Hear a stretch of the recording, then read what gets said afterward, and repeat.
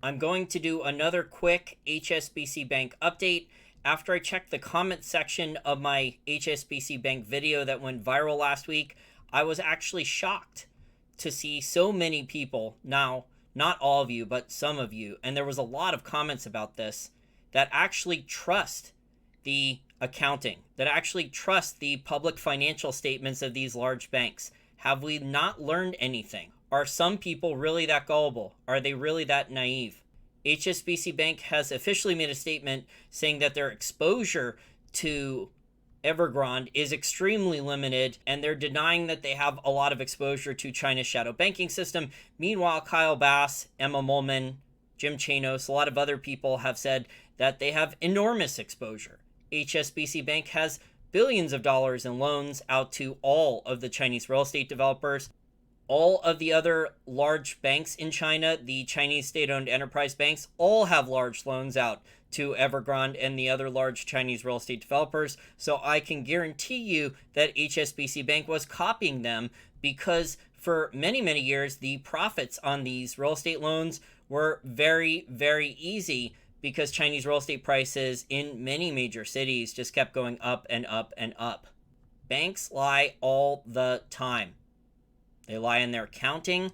Who do you think taught Enron how to do off-balance sheet special purpose vehicles? Who do you think helped Bernie Madoff run his Ponzi scheme? I interviewed Bernie Madoff's former lawyer years ago for my YouTube channel. She straight up told me in a conversation with Bernie Madoff, Madoff was adamant that as soon as he started his Ponzi scheme, his bankers at JP Morgan knew from day one, and they didn't care. As long as the bank and the bankers there, the bank made enormous profits from the amount of cash that Madoff was bringing in the Ponzi scheme. The bank got high fees, and Madoff's bankers over at JP Morgan were getting enormous commissions and bonuses and promotions. And we know this from the 2008 financial crisis in hindsight, that large banks like Citibank and others have special purpose vehicles off balance sheet. So it's not just the Federal Reserve that has special purpose vehicles. These large banks, so your Citibank, JP Morgan, Goldman Sachs, Wells Fargo, those ones. And I'm sure that HSBC Bank also has a lot of off-balance sheet special purpose vehicles. You're not going to see them named or mentioned in all these publicly available documents in their investors presentation. Oh, there's only 200 million in exposure. You don't know what you're talking about. Oh yeah? What happened in 2008 with all the large banks that had all this exposure to subprime off balance sheet? Hundreds of billions or trillions in toxic garbage that the Fed had to buy. And you actually believe that one of these large banks that has a history of knowingly laundering many, many billions of dollars for drug cartels, organized crime, and terrorist organizations would actually be honest with their public financial statements and their accounting?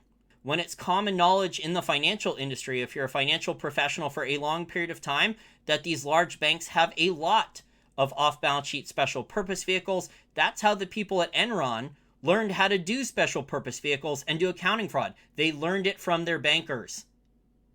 The banks knew Enron was doing fraud. They didn't care. The banks were profiting from it for years. Same thing for the bankers with the Madoff Ponzi scheme.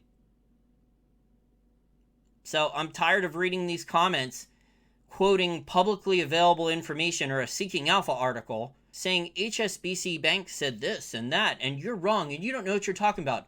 If you believe that, you clearly do not know the history of large banks and accounting fraud, and how the banks have been committing accounting fraud, especially the large banks, for many, many years. Things got really nuts here in the US in the 2008 financial crisis. There was tons of European banks also bailed out then too. We know this from the one-time partial audit that Ron Paul got of the Federal Reserve.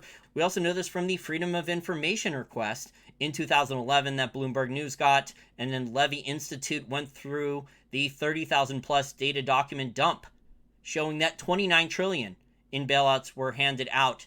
9 trillion went to European banks for derivatives losses and others. So the Federal Reserve basically bailed out the European Union and European banks in 2008 and 2009. And those loans were probably waived. I doubt they ever had to pay them back.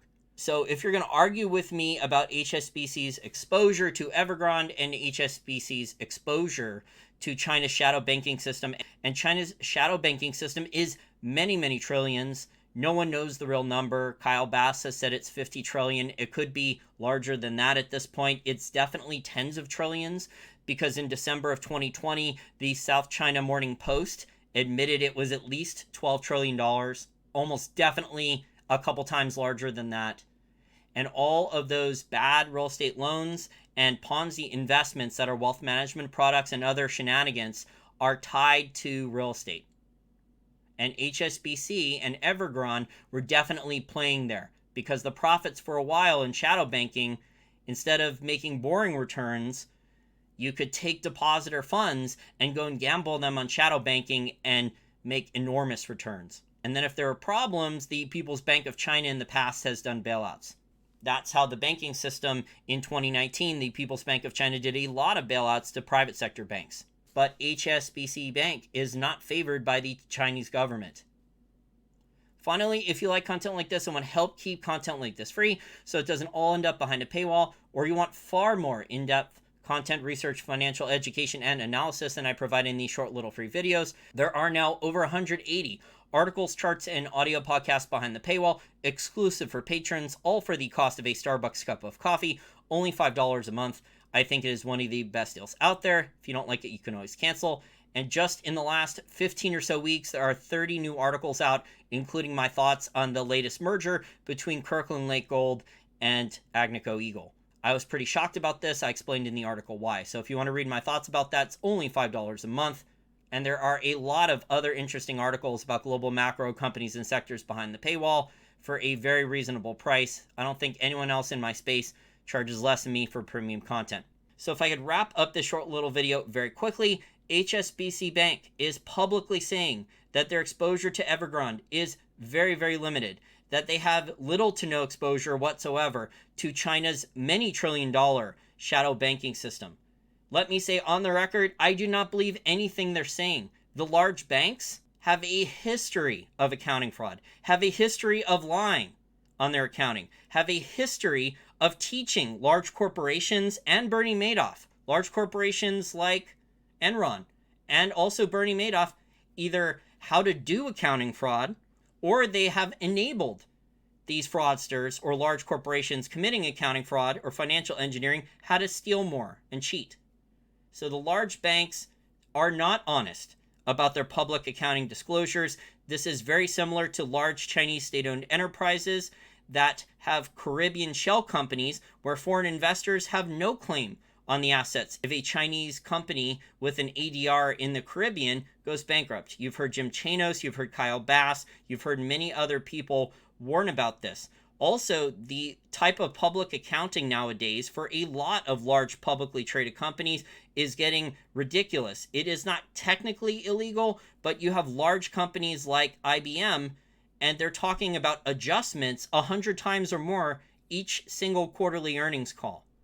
So you can't believe the public accounting of a lot of these large companies anymore. The banks are some of the most egregious. Other than Chinese state-owned enterprises, large banks are some of the most egregious. They move tons of stuff off balance sheet, special purpose vehicles for private companies. The banks are famous for having these things. You have to be willfully ignorant or stupid or inexperienced in the financial industry to not know this. It is that simple.